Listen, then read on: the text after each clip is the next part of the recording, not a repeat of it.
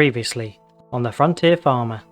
Let's crack on with getting the animals seen to first of all, and then we can talk drilling. Hop in the Terrigator and do the manure spreading of Newfield. Shut her down, and that's the manure spreading all completed. So now it's back into the Kiravets. We've already got sorghum selected, and the beauty of our direct drill is that we can drill straight into this field and replace the grass with the sorghum. So there we go, we don't need to cultivate, we don't need to plough. Manure to help the fertilising needs of all of our fruit trees. Thought we better come in and check on the marmalade factory, which is open for business, which is good. Can hear lots of rumblings on. Next month we are going to have to do the weeding of Newfield, where we've just drilled the sorghum, and then we might have our first harvest ready in Stone Field with the barley in June.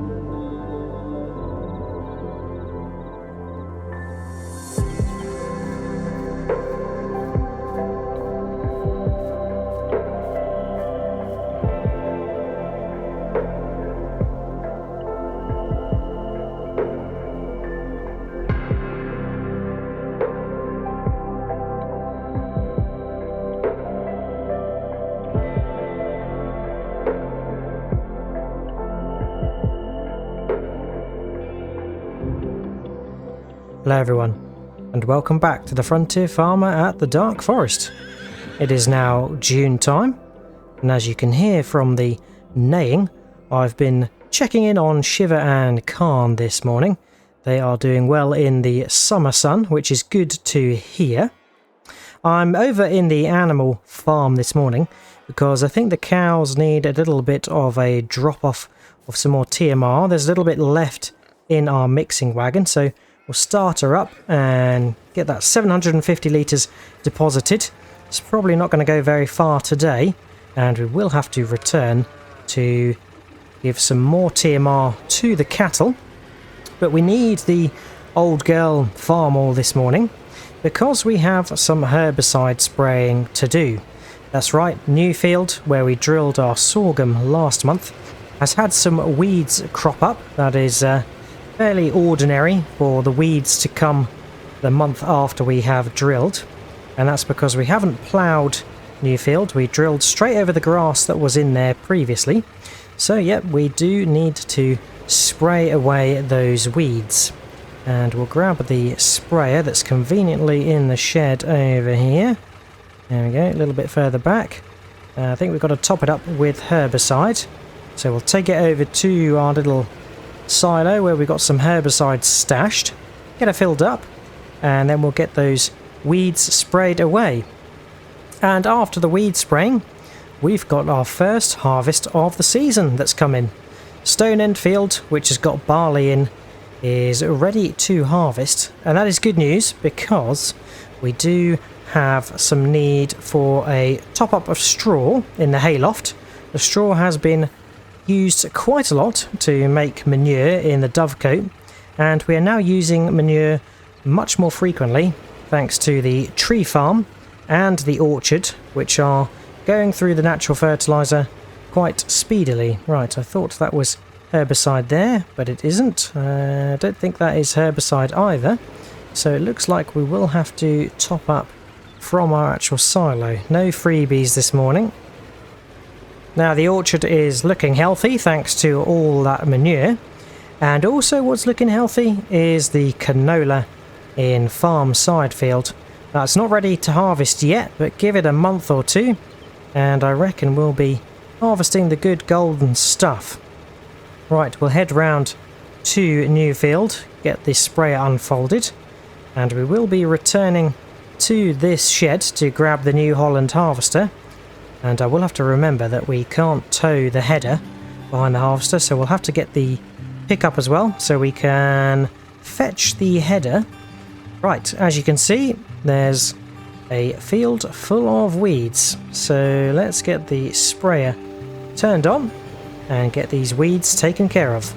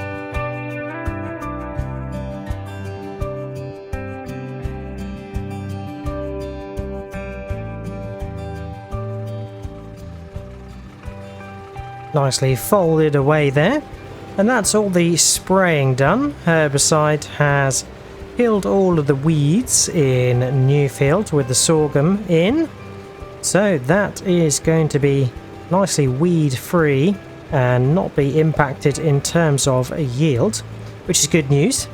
And thanks to some of our manure spreading and also the fact that the previous crop in there was grass, and once we mowed it we applied a level of fertilisation, the sorghum does not need to be touched until harvest time. It's got a secondary level of fertiliser, it's just had its weeds removed, so yeah, does not need to be touched until harvest time, which is good. Right, we'll get the sprayer dropped off, and I'm thinking we can actually use the farmall to grab the header for the New Holland harvester. Don't need the pickup. It is quite nice to use the farmall, as yeah, more often than before we've only been using it for doing small jobs like running the mixing wagon and so forth, so it is good to get it out and get it used. It is our original tractor on the homestead. We of course found the farmall abandoned when we came to the dark forest, and it was nothing but a blank canvas of forest for us to create a homestead on, and it really is incredible to see how it has changed over time. But one of the dark forest constants is this farmall and how well it has done in the entire time we've been here. It has served us greatly.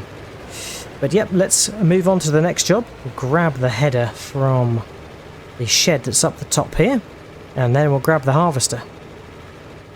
There we go, it is the grain header we want, not the corn header, so the one with the thrasher on. And I can see that the International Harvester is there with the forage wagon. We will be needing that for the straw later on. I don't know if the farmall can actually run the forage wagon. It might be that we can use the farmall for that. I will check the horsepowers and see if that's a possibility, as maybe we could make it all about the farmall today. Yep, let's get the header parked up. I think as the bunker is not in use, I can just park it here, and the farmall can stay and remain attached. We will need the plucky IFA and the trailer to cart the barley. It's only a short journey from Stone End Field to the silo, but I have just reminded myself that I think this trailer, last time we used it, was carting manure over to the wood farm. So we best get this washed up, so I'll get the rear part of the trailer opened and trailer raised up so we can give it a wash, as yeah, we don't really want to be putting nice freshly harvested barley into a trailer where we've just collected manure or transported manure. That is not going to be good. It does look clean, but yeah, we'll make sure that we've got any manure residue washed off. There we go, that is looking cleaner. The IFA is not looking clean, but to be honest with you, I actually quite like the dirty look. I think it makes it look more like the rugged farm truck that it is. It is a plucky little IFA. It does get us out of some pickles from time to time. Right, I think we'll drive behind the silage shed and the bunker here, just so we can nicely nip into our usual position of where we unload. There we go, fantastic. Over to the shed, and I really do feel like we underused this shed. Perhaps we can put the header back in here once we are done with it.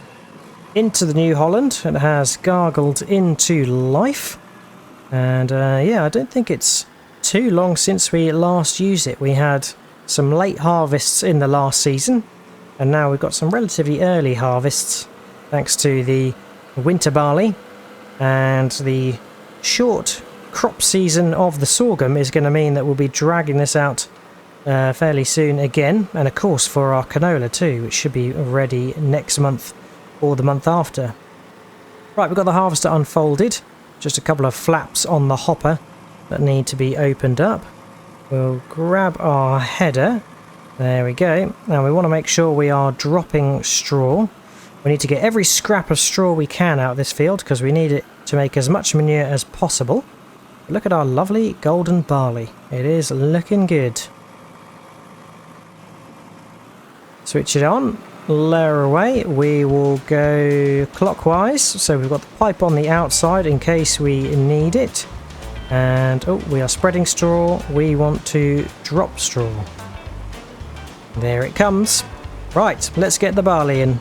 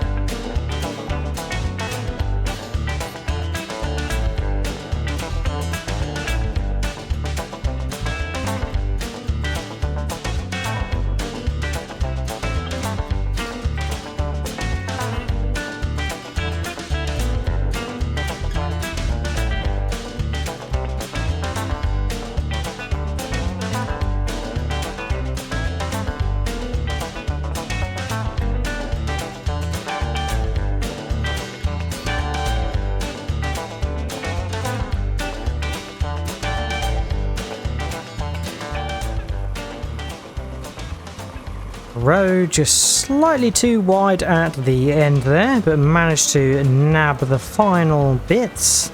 And we did need to unload just before we did the last two rows, otherwise we were going to be full. But yes, we have harvested the barley, which is nice to see. We've got some wavy straw swath lines, which is going to be interesting with the forage wagon, but I'm sure we will manage it just so. Right, this is the very finicky pipe on the New Holland, and I always need to find a bit of a sweet spot to unload. It is always quite interesting. There we go, managed to find it.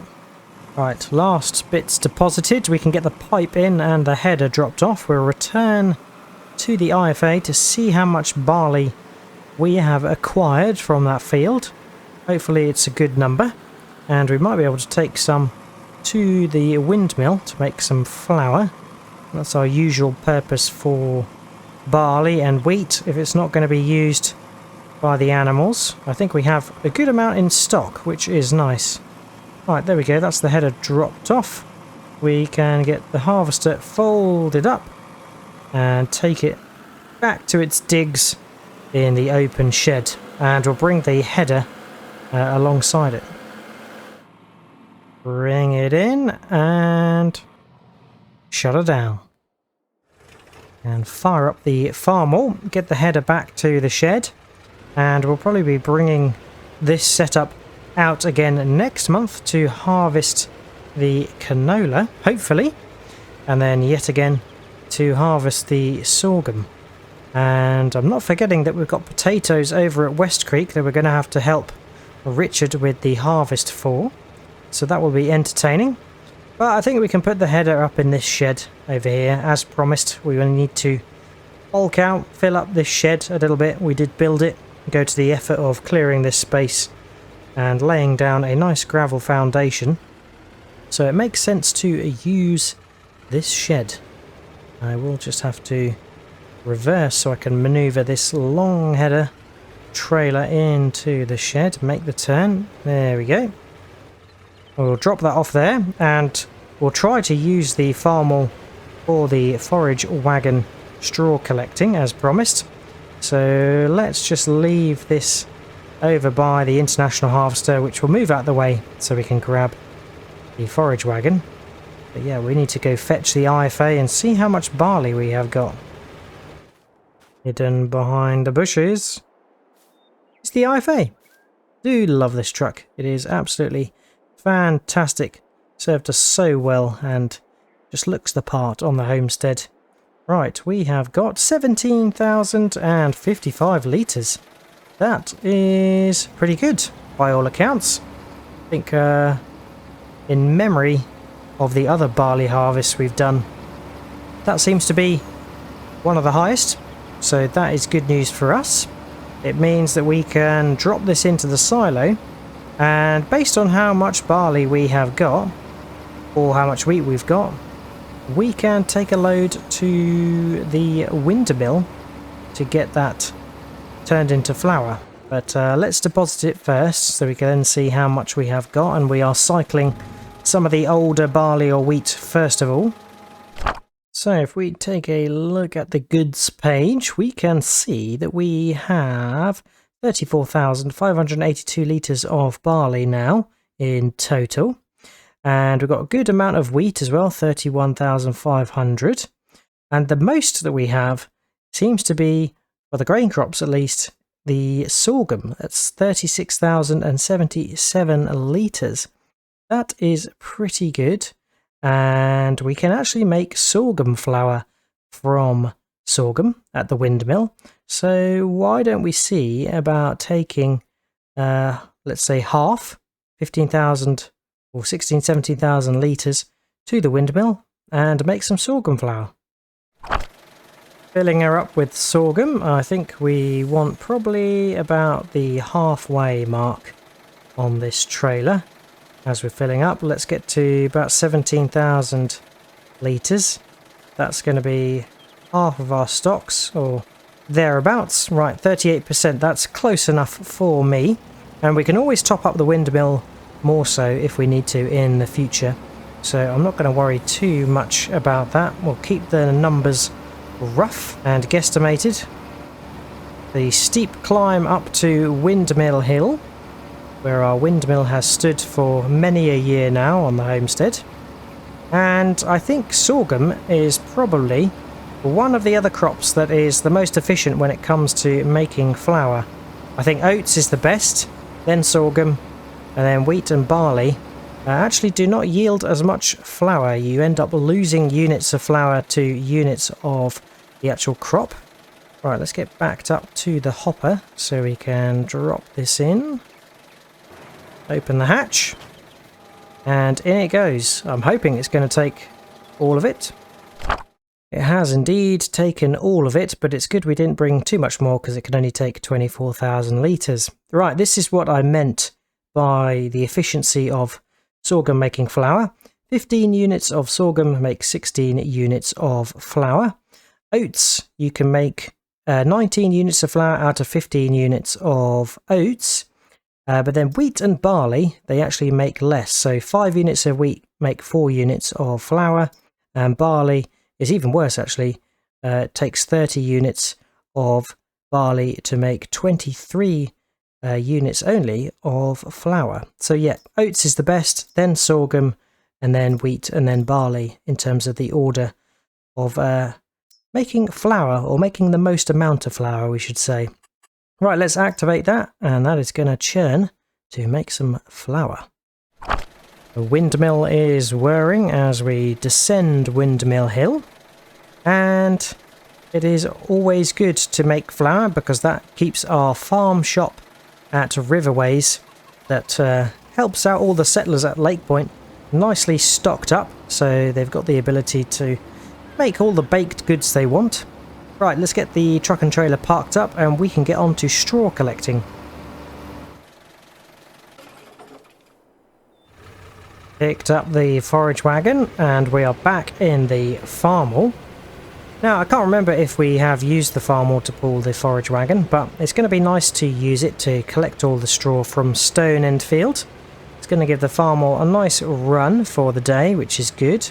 Always good to keep cycling and using different pieces of equipment in circulation so they do not become old and obsolete. Alright, let's turn on the forage wagon. We'll go to where we started the harvest, and all this straw is going to go into the hayloft so it can then be distributed.